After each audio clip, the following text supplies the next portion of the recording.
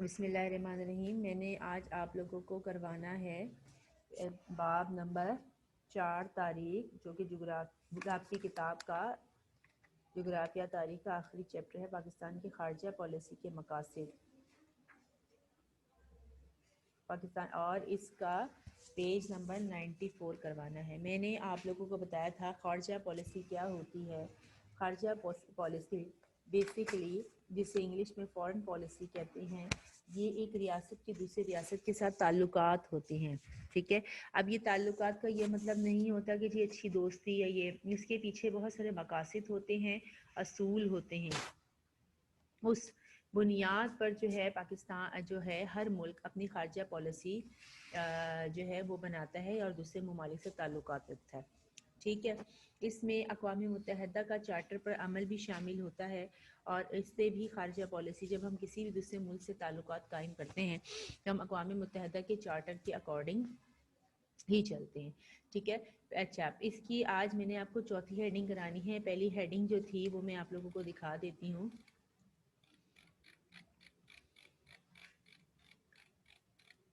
میں نے خارجہ پالیسی کی تعریف کروائی تھی، ٹھیک ہے۔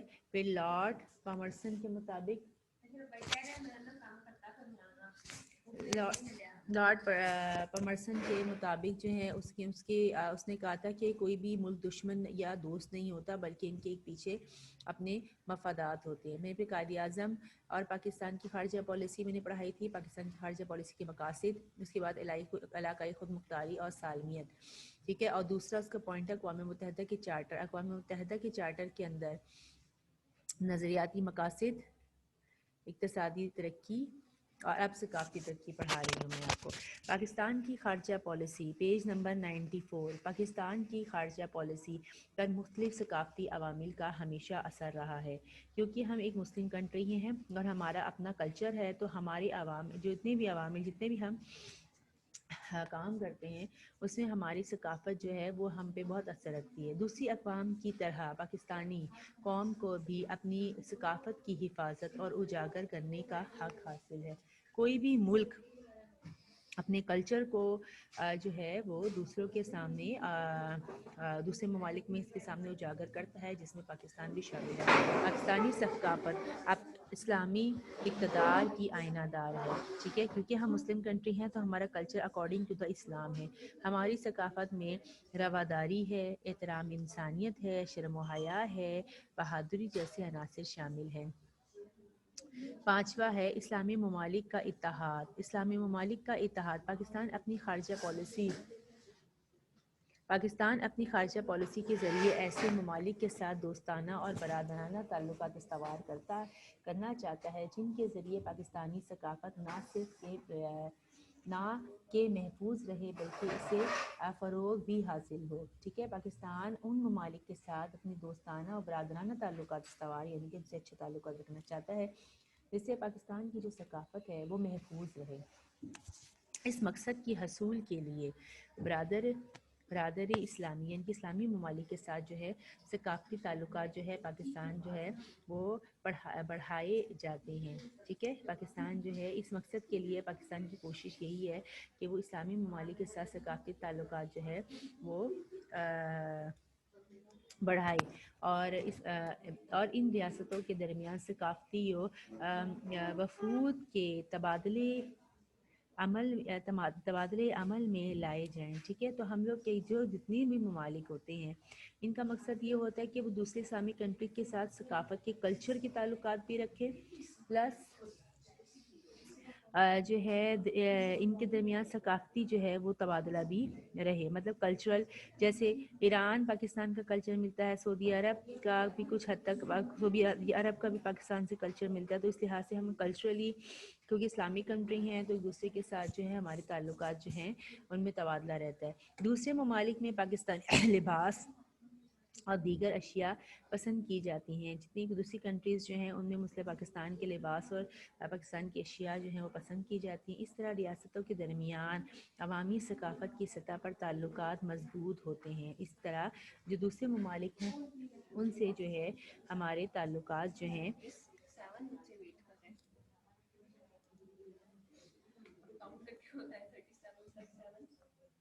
44 ٹھیک ہے. اور اس طرح ریاستوں کے درمیان عوامی ثقافت کی سطح پر تعلقات جو ہیں وہ مضبوط ہوتے ہیں. ہم اپنے کلچر کو کیا کہتے ہیں جو پروموٹ کریں گے تو اس سے دوسرے ممالک جو ہیں وہ ہمارے اسلامی ممالک سے ہمارے اچھے تعلقات رکھیں. امن و رواداری کا فروغ. ٹھیک ہے. پاکستان کی خارجہ پالیسی کا مقصد دنیا میں امن و رواداری کو فروغ دینا ہے. ٹھیک ہے. ہماری فورن پالیسی کا مطلب امن اور رواداری کو فروغ دینا ہے. پاکستان نے ہمیشہ سامراجی طاقتوں کے خلاف آواز اٹھائی. سامراجی طاقتیں وہ طاقتیں ہوتی ہیں جو اپنا اثر و رسوخ دوسرے ممالک پر رکھتی ہیں. پاکستان نے ہمیشہ ان کے خلاف آواز اٹھائی. مظلوم اور مغلوب اقوام کی حمایت کی، جن میں فلسطین، قبرص، بوسنیا، کشمیر، ایتھوپیا، افغانستان اور عراق بطور قابل ذکر ہے. ٹھیک ہے. اگلا ہے آزادی خارجہ پالیسی. ٹھیک ہے. پاکستان کی خارجہ پالیسی کا بنیادی نصب العین، ہمارا جو خارجہ پالیسی کا مقصد ہے، پاکستان سب کا دوست ہے، اس کی کسی سے دشمنی اور مخالفت نہیں. اور اس میں کوئی شک نہیں ہے کہ اگر پاکستان کی خارجہ پالیسی، پاکستان کا رویہ اگر دیکھا جائے تو دوسرے ممالک کے ساتھ ہمارے دوستانہ تعلقات ہیں. اور پاکستان انڈیا سے بھی ہمیشہ ایک اچھے تعلقات جو ہے وہ قائم رکھتا ہے.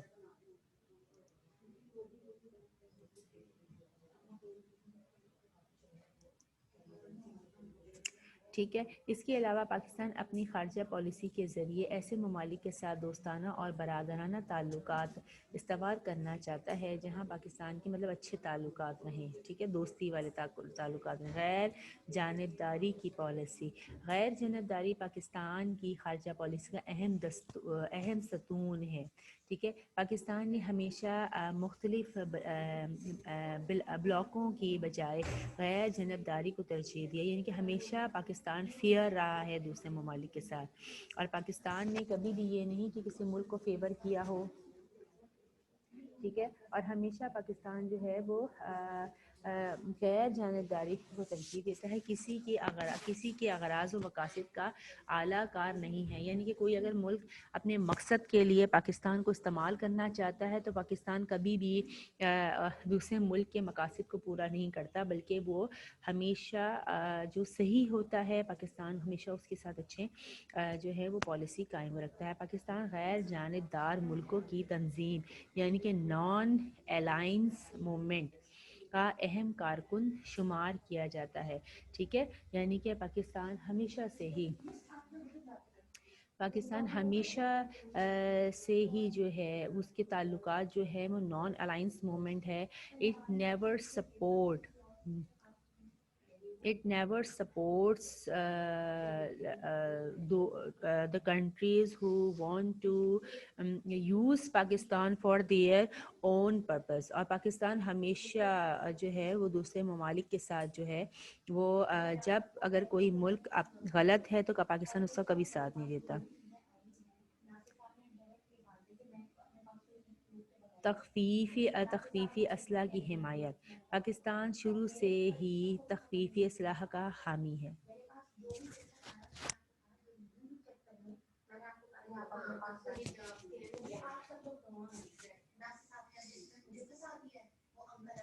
پاکستان شروع سے ہی تخفیفی اسلحہ کا حامی ہے. ہمیشہ پاکستان نے ان تمام بین الاقوامی کوششوں کی حمایت کی ہے جو تخفیفی اسلحہ کے لیے کی گئی ہیں. پاکستان جنوبی ایشیا کو ایٹمی ہتھیاروں سے پاک رکھنے کا خواہش مند ہے اور یہ تجویز ہندوستان کو کئی دفعہ پیش کر چکا ہے. تخفیفی اسلحہ کی حمایت کا مطلب یہ پاکستان کبھی بھی اسلحہ کو سپورٹ نہیں کرتا اور پاکستان ایٹمی ہتھیاروں کے بھی خلاف ہے. لیکن دیکھیں پاکستان خود ایک ایٹامک پاور ہے. اس کا ریزن یہ ہے کہ انفارچونیٹلی وہ کنٹریز جو ہیں وہ سیف ہیں جن کے پاس ایٹامک پاور ہے. ٹھیک ہے. ایٹامک پاور جو راشد ہے ٹھیک ہے. اور اس کے علاوہ جو ہے وہ پاکستان جو ہے وہ جنوبی ایشیا کو ایٹمی ہتھیاروں سے پاک رکھنے کے لیے انڈیا کو بھی تجویز کر چکا ہے کہ پاکستان جو ہے وہ اچھے تعلقات استوار کرنے کے لیے اسلحے سے جو ہے وہ دوسرے ممالک کو پاک رکھنے کی جو ہے وہ پاکستان جو ہے وہ تجویز دوسرے ممالک کو دیتا ہے۔ الغرض پاکستان کی خارجہ پالیسی قیام امن، باہمی اتحاد اور دوستی و خیر سگالی کے اصول کی پر قائم ہے۔ ٹھیک ہے، پاکستان کے جو ہے پاک ایران تعلقات کا پس منظر، صحیح، پاک ایران تعلقات کا پس منظر، پاکستان کے ایران کے تعلقات جو ہیں وہ کیسے ہیں؟ ٹھیک ہے، پاکستان کے مغرب میں ایران ہمارا ہمسایہ مسلم ملک ہے۔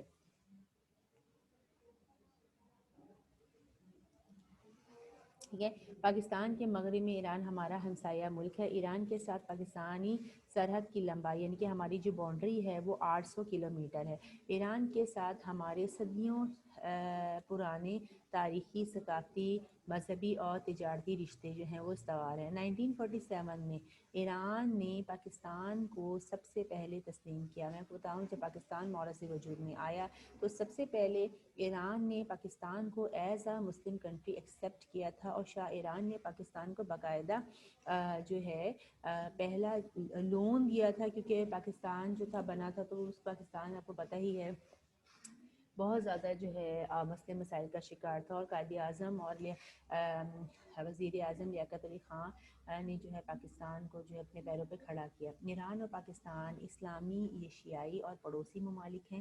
دونوں ممالک گہرے تاریخی، مذہبی، ثقافتی رشتوں میں منسلک ہیں۔ ٹھیک ہے، اس کی پہلی ہیڈنگ تجارتی اور ثقافتی تعلقات۔ 1949 میں پاکستان کے وزیر اعظم نے ایران کا دورہ کیا۔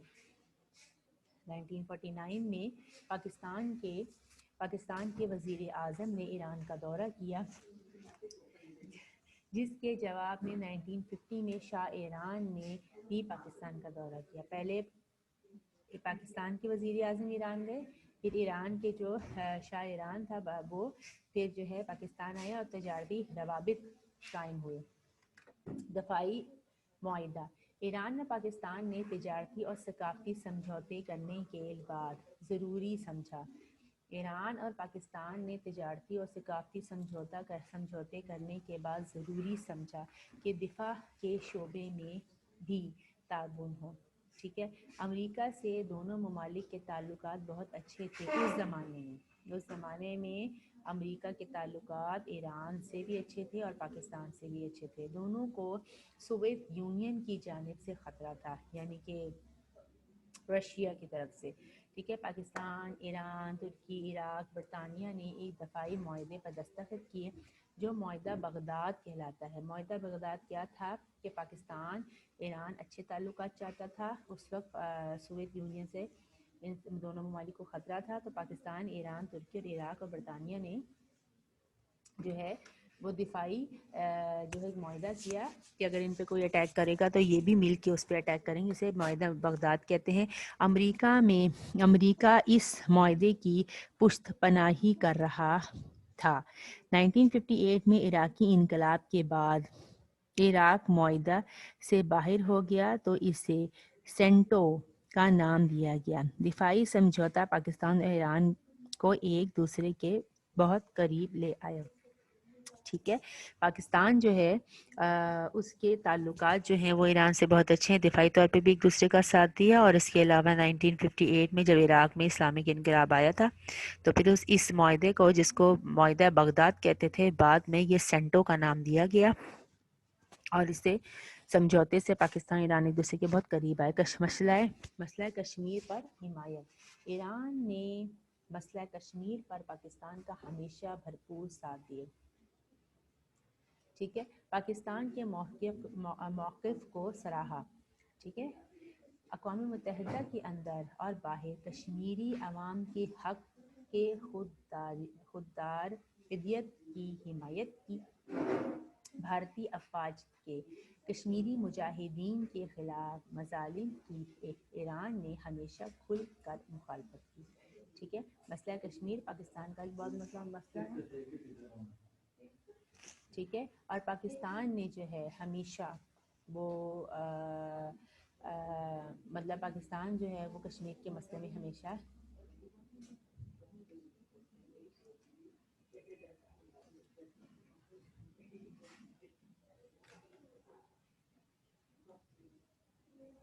جو ہے وہ رہا ہے مسئلہ پاکستان کے ساتھ، تو ایران نے ہمیشہ پاکستان کو سپورٹ کی.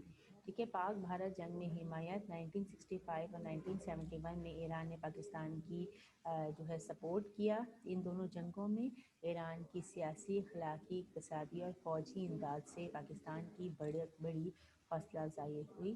بنگلہ دیش وجود میں آیا تو جب تک پاکستان نے اسے تسلیم نہ کیا، ایران نے بھی اس کو تسلیم نہ کیا. معاہدہ استنبول. شاہ ایران صدر ترکی اور صدر پاکستان. شاہ ایران صدر ترکی کا صدر اور صدر پاکستان کا صدر جو تھا، ان کی اعلیٰ سطح پر میٹنگ 1964 میں ہوئی تھی. ٹھیک ہے. اور معاہدہ استنبول پر دستخط ہوئے تھے. یہ معاہدہ تینوں ممالک کو ایک دوسرے کے بہت قریب لے آیا. علاقائی تعاون برائے ترقی RCO، اب یہ ECO کہلاتا ہے. ٹھیک ہے. علاقائی تعاون برائے ترقی. معاہدے کے نتیجے میں RCD علاقائی تعاون برائے ترقی کا سنگ بنیاد رکھا، یعنی کہ یہ تینوں ممالک جو ایک دوسرے کے ڈیولپمنٹ کے لیے کام کریں، یہ اس کا ایک یہ تنظیم تھی. ایران، پاکستان اور ترکی نے بہت سے مشترکہ منصوبے مکمل کرنے کا فیصلہ کیا. اب اس تنظیم کو اقتصادی تعاون کی تنظیم یعنی کہ ECO کہا جاتا ہے، جس کی ممبران کی تعداد 10 ہے. اچھا، میں اس میں بتا دوں کہ اس تنظیم کے اندر پاکستان، ایران، افغانستان کے علاوہ جو ہے وہ سینٹرل ایشین مسلم اسٹیٹس جو ہیں وہ کنٹریز شامل ہیں. تو اس لحاظ سے یہ 10 ہیں اور یہ ایک دوسرے کے ڈیولپمنٹ کے لیے کام کرتے ہیں. ٹھیک ہے. ایران کا اسلامی انقلاب 1979 میں ایران میں اسلامی انقلاب جو ہے وہ آیا. معاشی ترقی کو فروغ. 2000 میں صدر پاکستان نے ایران کا دورہ کیا.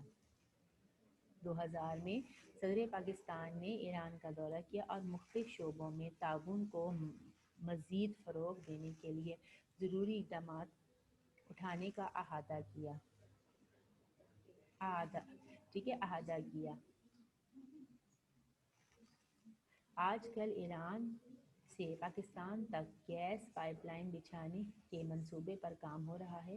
المختصر، پاکستان اور ایران کے تعلقات ہمیشہ خوشگوار رہے ہیں. ویسے تو پاکستان کے تعلقات ایران سے اچھے ہی ہیں، لیکن جب یہ ایران سے پاکستان کے تعلقات ہیں، اس سے ثقافتی بھی ہیں، دفاعی بھی ہیں، تجارتی بھی ہیں، اور ہمیشہ ایران نے پاکستان کو جو ہے وہ سپورٹ کیا ہے. میں نے آپ کو باب نمبر 4 میں نے آپ لوگوں کو باب نمبر 4 تاریخ، جو کہ جغرافیہ کا آخری چیپٹر ہے، پاکستان کی خارجہ پالیسی کے مقاصد کا لیکچر 2 دیا ہے. اس کو آپ نے اچھی طرح سے پڑھنا ہے. تھوڑی سی ڈیفیکلٹ ہے، لیکن آپ نے پڑھیں گے تو آپ کو یہ آرام سے سمجھ آ جائے گا. کوئی بھی مسئلے مسائل ہیں آپ مجھ سے پوچھ سکتے ہیں.